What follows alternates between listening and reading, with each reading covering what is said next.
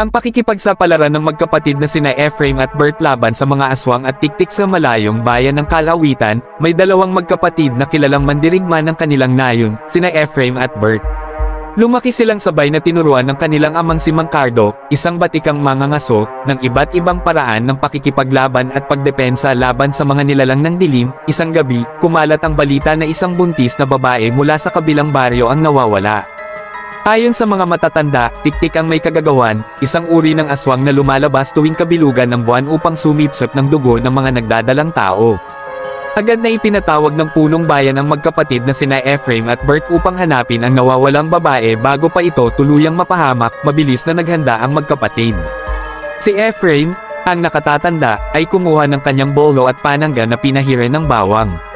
Samantalang si Bert, na mas mabilis at maliksi, ay bitbit ang kanyang sibat na may mga patalim na pinatigas ng apoy.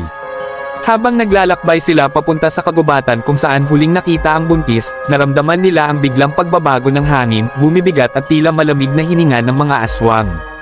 "Nararamdaman mo ba, kuya?" tanong ni Bert habang pinagmamasdan ang paligid. "Oo, malapit na sila," sagot ni Ephraim.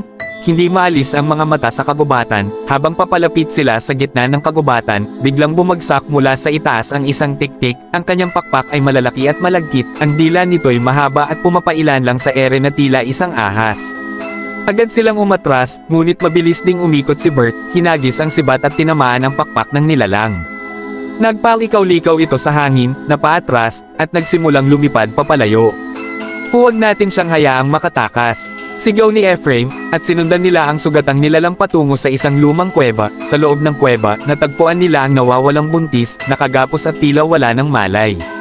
Nakapalibot sa kanya ang ilang mga aswang, mga gutom na gutom at naghihintay ng tamang sandali para lusubin ang kanilang biktima.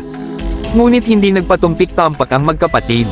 Sumugod si Ephraim at tinaga ang isa sa mga aswang, habang si Bert ay nagtatapon ng mga patalim, tumatama sa bawat kalaban. Isa-isang bumagsak ang mga aswang, ngunit hindi nila napansin na nasa itaas na ng kuwebo ang tiktik, handa nang bumaba at sumalakay mula sa likuran.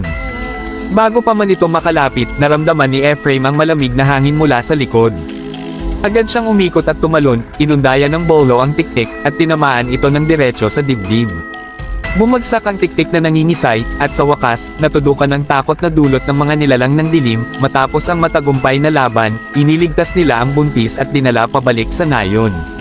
Pinasalamatan sila ng buong bayan, at ang magkapatid na sina Ephraim at Bert ay muling nagpatunay na walang aswang o tiktik ang maaaring makatalo sa kanila, lalo na kapag ang kanilang pamilya at komunidad ang nakataya. Sa tuwing dumadaan ang mga gabi ng kabilugan ng buwan, ang kwento ng tapang ng magkapatid ay paulit-ulit na ikinukwento sa mga bonfire, isang paalala na ang kabutihan, tapang, at pagkakaisa ay laging mananaig laban sa dilim.